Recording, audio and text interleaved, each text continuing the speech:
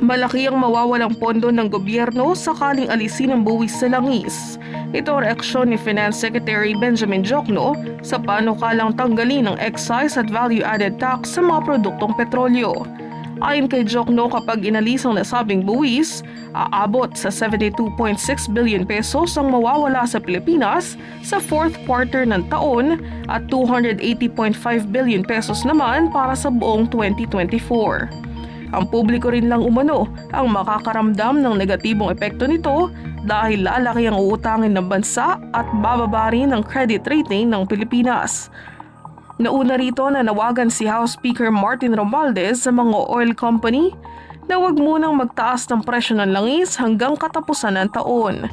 Ito ay sa harap ng patuloy na pagtaas ng presyo ng petrolyo dahil sa pagbawas ng produksyon ng Saudi Arabia at Russia na tatagal hanggang sa Disyembre.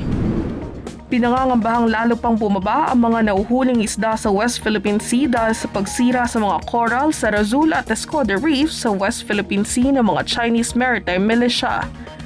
Ayon sa grupong Pamalakaya, bumaba na 7% mga nauhuling isda sa West Philippine Sea mula taong 2020.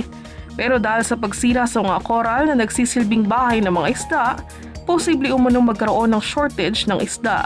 Dagdag pa ng Pamalakaya, dapat alamin na ang lawak ng pinsala sa coral reefs at simulan na ang rehabilitasyon nito. Iginit din nila na dapat pagbayarin ng China sa pinsalang idinulot ng mga barko nito sa West Philippine Sea. Manatiling nakatutok sa may init na balita. Michelle Giliang para sa All TV News.